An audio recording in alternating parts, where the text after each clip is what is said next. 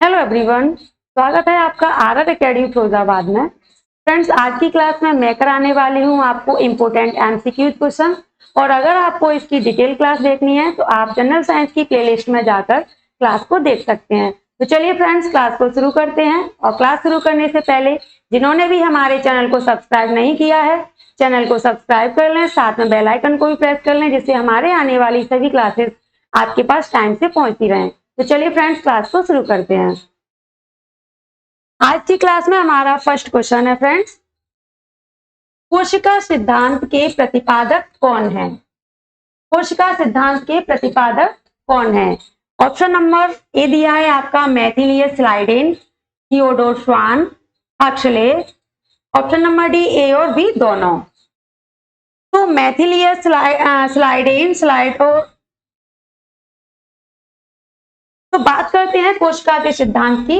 1938 ईस्वी में मैथिलियस स्लाइडेन व 1939 ईस्वी में थियोडोर श्वान दोनों ने मिलकर के कोशिका का सिद्धांत प्रतिपादित किया। तो आपका जो राइट ऑप्शन हो जाएगा फ्रेंड्स, वो आपका हो जाएगा option number A and option number B, यानी D is the correct option. तो चलिए फ्रेंड्स, नेक्स्ट क्वेश्चन पर चलते हैं। क्वेश्चन नंबर 2 है आपका, कोशिका के अध्ययन को कहा जाता है? कोशिका के अध्ययन को कहा जाता है, क्या कहा जाता है? आपका ऑप्शन दिया है साइकोलॉजी, फाइकोलॉजी, साइटोलॉजी, इक्तियोलॉजी। तो फ्रेंड्स, कोशिका के अध्ययन को कहा जाता है साइटोलॉजी। इस तरीके से आपका option number C is the correct option. बात कर लेते हैं यहाँ पर अदर ऑप्शंस की। तो फ्रेंड्स, साइकोलॉजी आप जानते ही हैं, जो कि मनोविज्ञान से रिलेटेड रहता है। साइकोलॉजी के अंतर्गत आपका कवकों का अध्ययन किया जाता है, कवकों का अध्ययन किया जाता है। इक्तियोलॉजी के अंतर्गत आपका मछलियों का अध्ययन किया जाता है।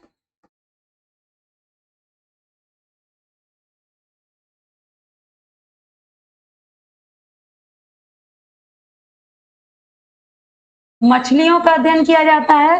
तो इस तरीके से आपका कोशिका का अध्ययन को क्या कहा जाता है friends? Cytology. Option C is the correct option. तो चलिए नेक्स्ट क्वेश्चन पर बढ़ते हैं। क्वेश्चन नंबर 3 है आपका, पादप कोशिकाओं में कोशिका का सबसे बाहरी आवरण होता है।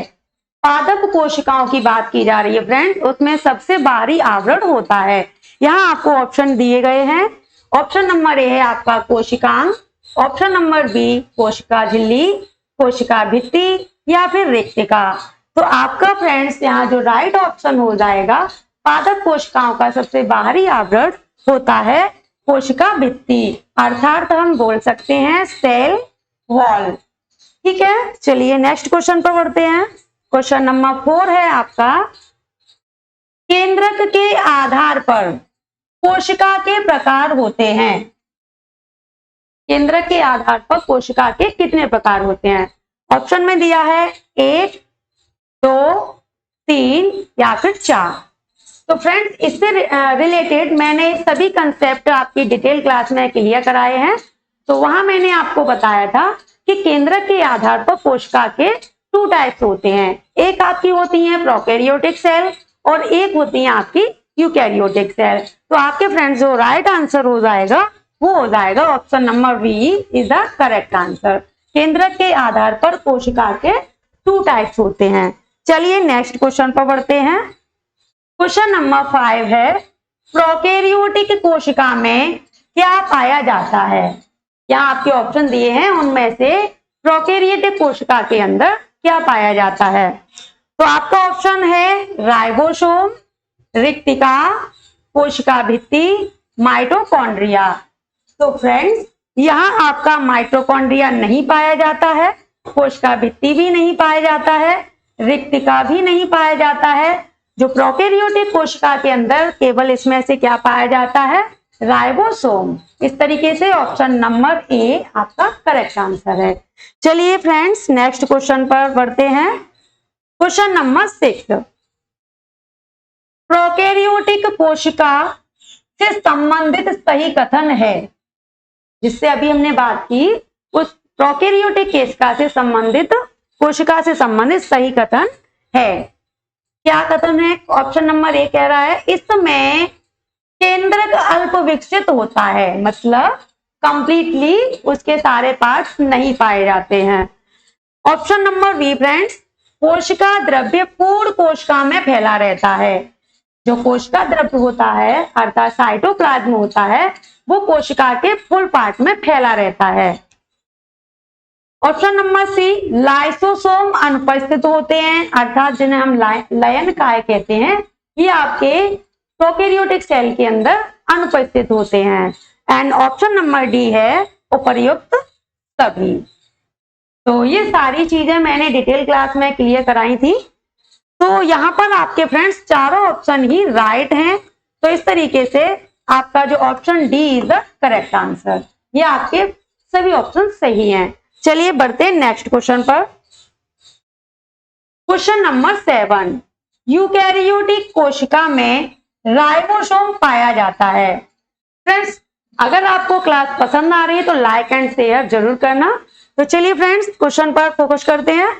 यूकैरियोटिक कोशिका में राइबोसोम पाया जाता है। अभी हमने बात की कि प्रोकैरियोटिक कोशिका में भी राइबोसोम पाया जाता है। तो मैंने बताया आपके राइबोसोम 2 टाइप्स के होते हैं फ्रेंड, एक 70S प्रकार का होता है और एक 80S प्रकार का होता है। तो यहाँ स्पेशली पूछा गया है कि यूकैरियोटिक सेल में कौन से प्रकार का राइबोसोम पाया जाता है। यहाँ दिया है फ्रेंड्स आपका 70S प्रकार, 80S प्रकार, ए और बी दोनों सही है या फिर इनमें से कोई नहीं। तो आपका जो राइट ऑप्शन हो जाएगा वो हो जाएगा आपका 80S प्रकार, जहां एस का मतलब होता है सिडवर्ग इकाई, अर्थात अवसादन की एक दर होती है कि किस प्रकार कितने छोटे या बड़े पार्टिकल्स हैं। एस का मीन्स होता है फ्रेंड सिडवर्ग इकाई।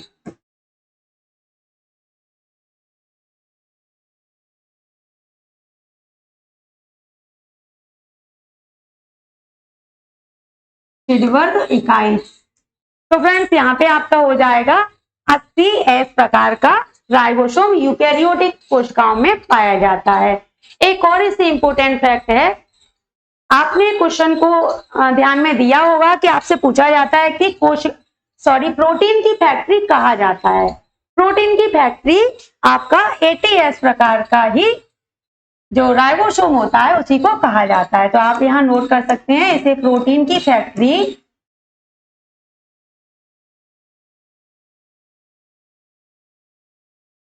भी कहा जाता है। ठीक, तो ये आपका B option is the correct answer. चलिए बढ़ते हैं नेक्स्ट क्वेश्चन पर। क्वेश्चन नंबर 8, हृदय पेशी कोशिका होती है। हृदय पेशी कोशिका किस तरीके की होती है?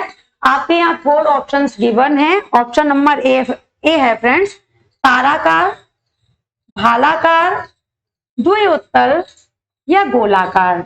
तो आपका जो राइट ऑप्शन है फ्रेंड्स वो ताराकार होती है, यानी ऑप्शन नंबर ए। ऑप्शन नंबर ए आपका क्या है? करेक्ट है। हृदय पेशी कोशिका ताराकार होती है, यानी स्टारनुमा होती है। और बात कर लेते हैं अदर ऑप्शंस की।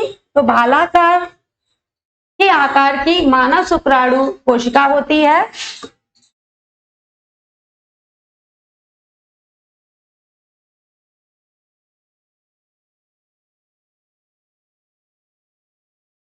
अगर द्विउत्तल की बात कर लें, द्विउत्तल तरीके की कोशिका किसमें पाई जाती है? तो फ्रेंड्स ये स्तनियों के अंदर आरबीसी के कोशिका के अंदर पाई जाती है, स्तनियों में। ठीक है, और गोलाकार मेनली सभी कोशिकाएं अधिकतर गोलाकार ही होती हैं। तो आपका हृदय पेशी कोशिका होती है ऑप्शन नंबर ए ताराकार। चलिए बढ़ते हैं नेक्स्ट क्वेश्चन पर। क्वेश्चन नंबर 9 है, सबसे छोटी कोशिका किसमें पाई जाती है? इससे पहले भी हम कोशिका से रिलेटेड एमसीक्यू क्वेश्चन में ये क्वेश्चन हम करा चुके हैं। तो चलिए इस पर बात कर लेते हैं। माइकोप्लाज्मा के अंदर, जीवाणु के अंदर, अमीबा के अंदर, पैरामीशियम के अंदर, ये सभी फ्रेंड्स यहाँ पर माइकोप्लाज्मा, जीवाणु, अमीबा, पैरामीशियम एक कोशिकीय जीव हैं। तो इसमें से सबसे छोटी कोशिका किसके अंदर पाई जाती है? तो वो है फ्रेंड्स आपका ऑप्शन नंबर ए, यानी माइकोप्लाज्मा। माइकोप्लाज्मा के अंदर जो कोशिका होती है उसकी लंबाई लगभग 0.1 म्यू से 0.3 म्यू के बीच में होती है, यानी म्यू जो कि बहुत ही छोटी इकाई है लंबाई की। चलिए फ्रेंड्स नेक्स्ट क्वेश्चन पर आगे बढ़ते हैं। क्वेश्चन नंबर 10 है हमारा, जीवों में सबसे लंबी कोशिका होती है। जीवों में सबसे लंबी कोशिका होती है। फ्रेंड्स ये सभी क्वेश्चन आपकी सभी प्रतियोगी परीक्षाओं के लिए बहुत ही इंपॉर्टेंट हैं। सभी फैक्ट आपके बहुत ही इंपॉर्टेंट फैक्ट हैं। चलिए फ्रेंड्स, सबसे लंबी कोशिका होती है मानव शुक्राणु के अंदर, तंत्रिका कोशिका के अंदर, शुतुरमुर्ग के अंडे के अंदर, या इनमें से कोई नहीं। तो फ्रेंड्स जो सबसे लंबी कोशिका होती है वो आपकी होती है तंत्रिका कोशिका, अर्थात option number B is the correct answer. Option number B आपका सही उत्तर है।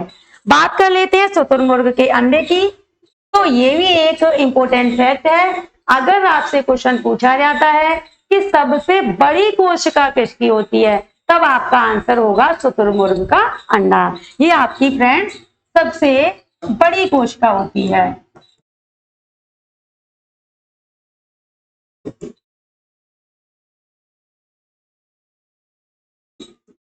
सबसे बड़ी कोशिका होती है।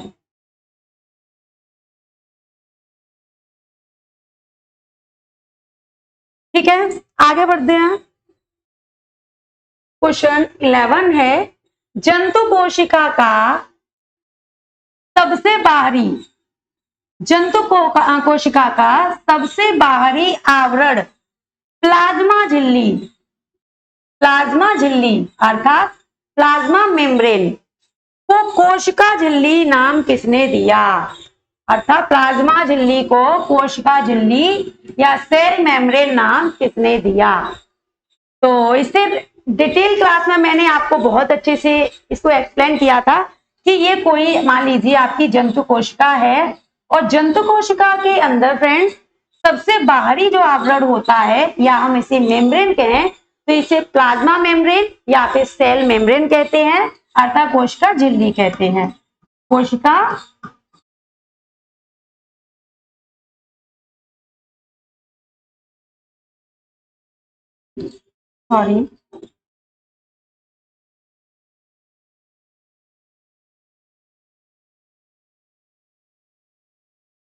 कोशिका झिल्ली कहते हैं, और इसके अंदर एक केंद्रक पाया जाता है।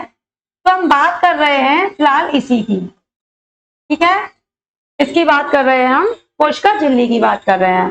तो कोशिका झिल्ली नाम किसने दिया? तो यहाँ आपका है नागेली व शीक्रेमर, निकोलस, रॉबर्टसन, पुरकिंजे। तो फ्रेंड्स यहाँ जो राइट ऑप्शन हो जाएगा आपका वो हो जाएगा नागेली व शीक्रेमर। नागेली व शीक्रेमर ने 1885 ईस्वी में 1885 ईस्वी में सम्मिलित रूप से 1885 ईस्वी में प्लाज्मा मेम्ब्रेन को ही सेल मेम्ब्रेन अर्थात कोशिका झिल्ली नाम दिया। तो इसका जो राइट ऑप्शन हो जाएगा वो हो जाएगा option number A is the correct option. चलिए इसी के साथ हम नेक्स्ट क्वेश्चन पर बढ़ते हैं। क्वेश्चन नंबर 12, कोशिका कला अर्थात सेल मेम्ब्रेन को कहा जाता है, क्या कहा जाता है? एक्टोप्लास्ट, ड्यूटोप्लास्ट, बायोप्लास्ट या कोशिका रस? तो यहाँ आपका जो राइट ऑप्शन हो जाएगा वो हो जाएगा फ्रेंड्स एक्टोप्लास्ट, यानी option number A is the correct option, एक्टोप्लास्ट।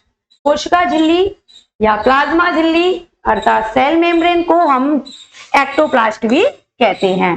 तो चलिए नेक्स्ट क्वेश्चन पर बढ़ते हैं। Question number 13। क्वेश्चन नंबर 13 है फ्रेंड्स वसा। ये यहाँ वासा लिख गया है, ये वसा है, वसा। वसा, चलिए इसको मैं पूरा लिख लेती हूँ। वसा, वसा के समुद्र में, ये पूरा एक फैक्ट है, वसा के समुद्र में प्रोटीन का स्थल, वसा के समुद्र में प्रोटीन का स्थल कहा जाता है। वसा के समुद्र में प्रोटीन का स्थल कहा जाता है। तो यहाँ आपके पास 4 ऑप्शन है, इनमें से किसको कहा जाता है? आपका ऑप्शन नंबर ए है कोशिका झिल्ली को, ऑप्शन नंबर बी है आपका कोशिका भित्ति को, ऑप्शन नंबर सी कोशिका द्रव्य, कोशिका जीव द्रव्य। इनमें से आपका किसका ऑप्शन सही है? तो आपका हो जाएगा फ्रेंड्स ऑप्शन नंबर ए कोशिका झिल्ली। कोशिका झिल्ली ये आपका ऑप्शन राइट ऑप्शन है। चलिए नेक्स्ट क्वेश्चन पर बढ़ते हैं। क्वेश्चन नंबर 14, किसे चयनात्मक पारगम्य झिल्ली कहा जाता है? फ्रेंड्स चयनात्मक पारगम्य झिल्ली इनमें से किसको कहा जाता है? कोशिका द्रव्य को, कोशिका झिल्ली को, कोशिका भित्ति या जीव द्रव्य को? तो ये भी आपका ऑप्शन नंबर ए कोशिका द्रव्य, वेरी सॉरी, ये आपका हो जाएगा ऑप्शन नंबर बी कोशिका झिल्ली। अर्थात इसे ये भी आपका सेल मेम्ब्रेन को ही कहा जाता है। क्यों कहा जाता है? रीजन, क्योंकि जो सेल मेम्ब्रेन होती है अर्थात जंतु कोशिकाओं का जो सबसे बाहरी आवरण जिसे हम कोशिका झिल्ली, प्लाज्मा झिल्ली या सेल मेम्ब्रेन कहते हैं, वो इस प्रकार की होती है कि उसमें से कुछ चयनात्मक पदार्थ यानी सिलेक्टेड सब्सटेंस अंदर से बाहर या बाहर से अंदर आ जा सकते हैं। तो इसलिए हम उसको चयनात्मक पारगम्य झिल्ली भी कहते हैं। तो ये आपका ऑप्शन हो जाएगा कोशिका झिल्ली। चलिए बढ़ते हैं नेक्स्ट क्वेश्चन पर। क्वेश्चन नंबर 15, कोशिका के अंदर पाए जाने वाले अर्ध तरल जेलीनुमा द्रव्य को क्या कहा जाता है? जो कोशिका के अंदर एक लिक्विड पाया जाता है, तरल पदार्थ पाया जाता है, वो किसे कहा जाता है? तो आपके पास ऑप्शन है फ्रेंड्स, कोशिका द्रव्य को कहा जाता है, केंद्रक द्रव्य, जीव द्रव्य या कोशिकांग। तो यहाँ आपका राइट ऑप्शन हो जाएगा फ्रेंड्स जीव द्रव्य। किसको कहा जाता है? जीव द्रव्य। तो समझ लेते हैं, ये मान लिया आपके कोशिका है और जो सबसे बाहरी आवरण अगर हम जंतु कोशिका के लिए कर रहे हैं तो ये आपकी सेल मेम्ब्रेन है।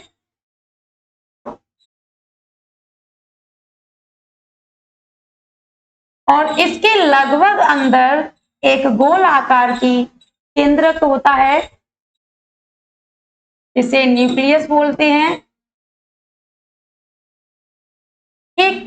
ये न्यूक्लियस है। केंद्रक के भी अंदर एक लगभग गोल आकार की आकृति होती है फ्रेंड्स, जिसे हम केंद्रिका कहते हैं। क्या कहते हैं? केंद्रिका कहते हैं। अब बात करते हैं कि ये जो कोशिका झिल्ली होती है अर्थात सेल मेम्ब्रेन होती है, इसके अंदर एक लिक्विड पदार्थ, इसके अंदर एक लिक्विड पदार्थ, लिक्विड सब्सटेंस फिल रहता है। इसके अंदर एक लिक्विड सब्सटेंस फिल रहता है यहाँ अंदर, जिसको हम कोशिका द्रव्य कहते हैं। इसको हम क्या कहते हैं फ्रेंड्स? कोशिका द्रव्य या साइटोप्लाज्म कहते हैं।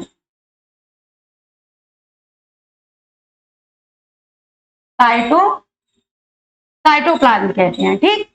इसको इसी प्रकार से केंद्रक के अंदर भी एक लिक्विड होता है, केंद्रक के अंदर भी एक लिक्विड होता है फ्रेंड्स,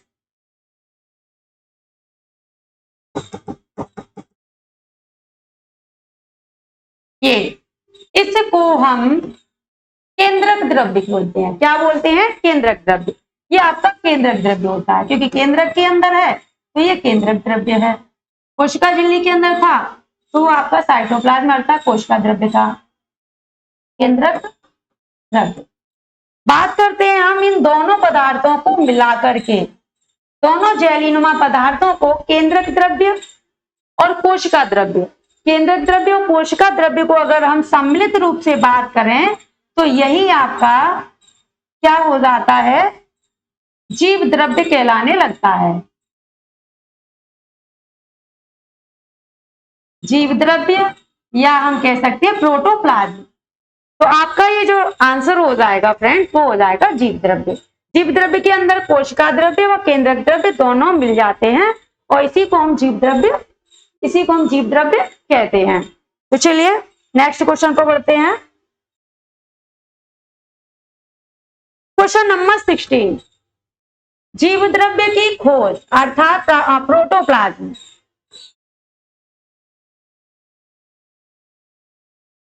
प्रोटोप्लाज्म, जीव द्रव्य को हम प्रोटोप्लाज्म कहते हैं। प्रोटोप्लाज्म, प्रोटोप्लाज्म की खोज किसने की? तो यहाँ आपके ऑप्शन है डुजार्डिन, पुरकिंजे, दोनों ने, या इनमें से कोई नहीं। तो एक तो आपका राइट ऑप्शन है यहाँ, तो आपका जो राइट ऑप्शन हो जाएगा वो हो जाएगा फ्रेंड डुजार्डिन, अर्थात प्रोटोप्लाज्म, या हम कह सकते हैं जीव द्रव्य की खोज किसने की? तो आपका राइट ऑप्शन हो जाएगा फ्रेंड्स ऑप्शन नंबर ए, अर्थात डुजार्डिन। चलिए बढ़ते हैं नेक्स्ट क्वेश्चन पर। क्वेश्चन नंबर 17 है आपका, जीव द्रव्य शब्द की उत्पत्ति किसने की? अर्थात जो जीव द्रव्य नामकरण किया, जो जीव द्रव्य नाम दिया वो किसने दिया? जीव द्रव्य की खोज किसने की? डुजार्डिन ने। बट जीव द्रव्य नाम किसने रखा? तो वो आपका ऑप्शन यहाँ पे 4 ऑप्शन है, डुजार्डिन, पुरकिंजे, कोटी, यहाँ कोटी या अक्सले। तो आपका फ्रेंड्स जो राइट आंसर है वो है Purkinje, option number B is the correct. अर्थात पहले खोज की डुजार्डिन ने और उसके बाद इसकी जो शब्द उत्पत्ति दी, अर्थात इसको जीव द्रव्य नाम दिया, वो दिया पुरकिंजे ने। तो आपका जो राइट ऑप्शन हो जाएगा फ्रेंड्स वो हो जाएगा आपका ऑप्शन नंबर बी। चलिए बढ़ते हैं नेक्स्ट क्वेश्चन पर। अगर फ्रेंड्स आपको क्लास पसंद आ रही तो लाइक एंड शेयर जरूर करिएगा, और जिन्होंने भी अभी तक चैनल को सब्सक्राइब नहीं किया है तो चैनल को सब्सक्राइब कर लें, साथ में बेल आइकन को भी प्रेस करें ताकि हमारी आने वाली सभी क्लासेस आप तक पहुंचती रहें। तो चलिए फ्रेंड्स क्लास को कंटिन्यू रखते हैं। क्वेश्चन नंबर 18, जीव द्रव्य जीवन की भौतिक आधारशिला है, यह किसका कथन है? बहुत ही इंपोर्टेंट फैक्ट है, आपकी परीक्षा की दृष्टि से बहुत ही इंपोर्टेंट फैक्ट है कि जीवन की भौतिक आधारशिला कहा जीव द्रव्य को, ये किसने कहा है? तो आपके पास ऑप्शन है friend Dujardin, Huxley, Benda, Fleming. तो राइट ऑप्शन हो जाएगा फ्रेंड्स आपका हक्सले, अर्थात option B is the correct answer. जीव द्रव्य जीवन की भौतिक आधारशिला है, ये हक्सले ने कहा। नेक्स्ट क्वेश्चन, क्वेश्चन नंबर 19, जीव द्रव्य में उपस्थित निर्जीव पदार्थों को सम्मिलित रूप से कहा जाता है। अभी हमने बात की प्रोटोप्लाज्म की और किस तरीके से केंद्रक द्रव्य और कोशिका द्रव्य को सम्मिलित रूप से जीव द्रव्य कहा जाता है, उसी की फ्रेंड्स बात हो रही है। उसमें जितने भी निर्जीव पदार्थ होते हैं तो उनको क्या कहा जाता है, एक वन वर्ड की फॉर्म में क्या कहा जाता है? तो उसको क्या कहा जाता है फ्रेंड्स? आपके पास ऑप्शन है बायोप्लास्ट, एक्टोप्लास्ट, ड्यूटोप्लास्ट, कोशिकांग। यहाँ थोड़ा मिस्टेक है, ये आपका ड्यूटोप्लास्ट नहीं है, यहाँ ड्यूटोप्लाज्म है, ड्यूटोप्लाज्म, और यही आपका राइट ऑप्शन है।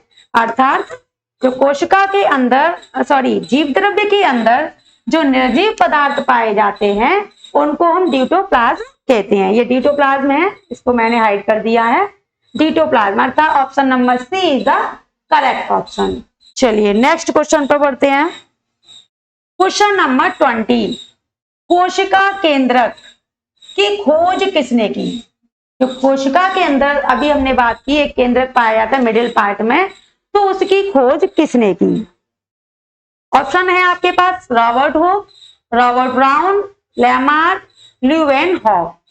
तो फ्रेंड्स 1831 ईस्वी में रॉबर्ट ब्राउन ने कोशिका केंद्र की खोज की 1831 में। तो आपका राइट ऑप्शन हो जाएगा ऑप्शन नंबर बी। चलिए नेक्स्ट क्वेश्चन पर बढ़ते हैं। क्वेश्चन नंबर 20, कोशिका का केंद्र, कोशिका का नियंत्रण कक्ष, कोशिका का नियंत्रण कक्ष अथवा नियंत्रण केंद्र, इनमें से किसको कहा जाता है? आपके पास क्या है? माइटोकॉन्ड्रिया है, राइबोसोम है, गुणसूत्र अर्थात केंद्र। तो फ्रेंड्स इसका भी जो राइट ऑप्शन हो जाएगा वो हो जाएगा आपका केंद्रक। तो option number D is the correct answer. इसका राइट आंसर हो जाएगा आपका केंद्रक, अर्थात सेल न्यूक्लियस।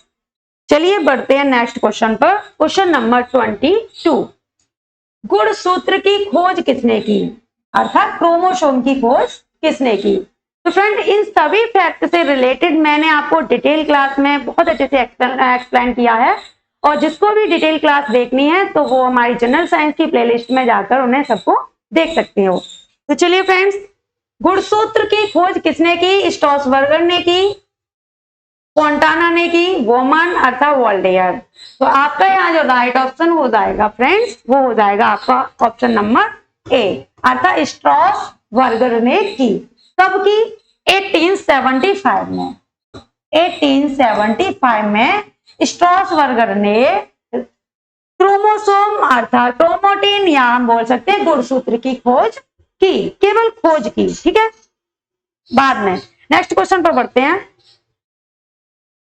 क्वेश्चन नंबर 23, क्रोमोटिन को गुणसूत्र नाम किसने दिया। फ्रेंड्स अभी हमने बात की थी पिछले क्वेश्चन में कि गुणसूत्र की खोज किसने की, तो स्ट्रॉसबर्गर ने की, लेकिन उसको गुणसूत्र नामकरण किसने कर दिया, उसको गुणसूत्र किसने कहा।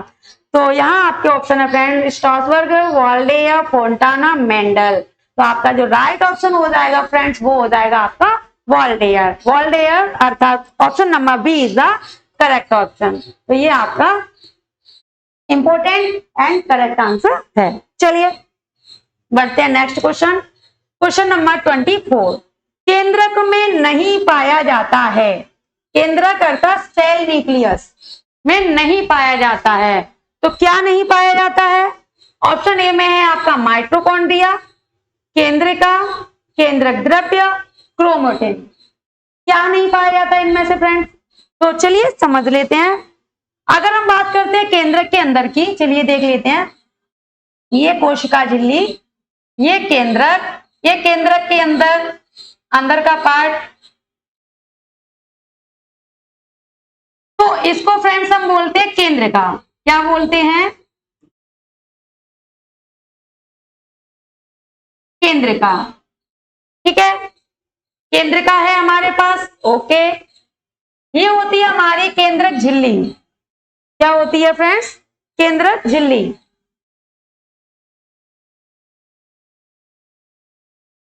केंद्रक झिल्ली।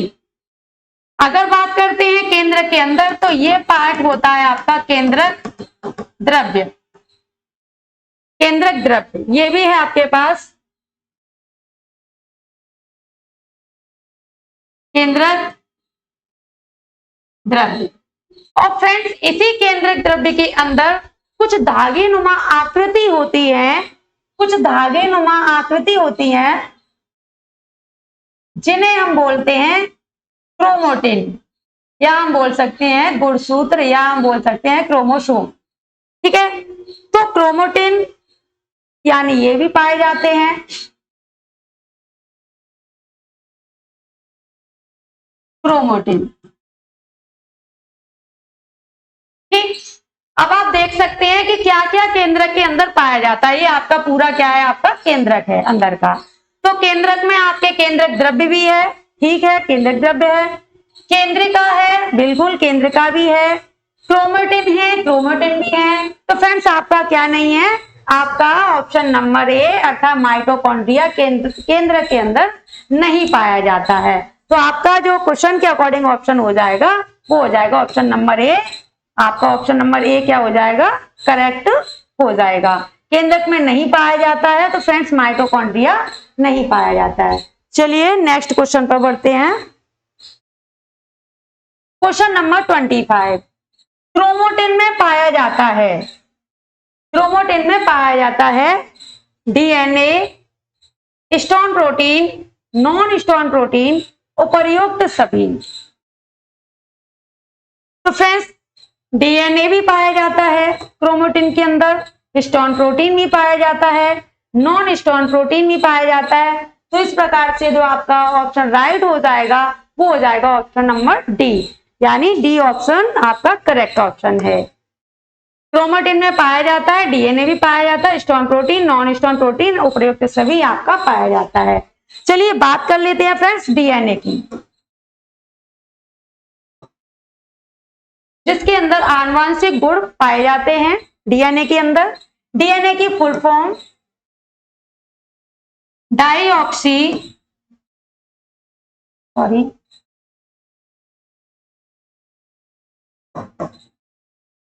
Deoxy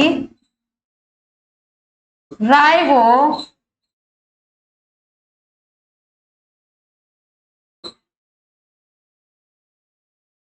nucleic acid. Deoxy ribo nucleic acid DNA की फुल फॉर्म होती है। तो चलिए फ्रेंड्स, ये आज की क्लास का हमारा लास्ट क्वेश्चन था, जो कि आज हमने आपके कंप्लीटली 25 क्वेश्चन पूरे तरीके से समझा दिए हैं। तो अगर आपको हमारी क्लास पसंद आई हो तो चैनल को लाइक और शेयर कीजिएगा, और जिन्होंने भी चैनल अभी तक सब्सक्राइब नहीं किया है चैनल को सब्सक्राइब कर लें, साथ में बेल आइकन को भी प्रेस करें ताकि हमारी आने वाली सभी वीडियोस आप तक पहुंची रहें। Class, thank you.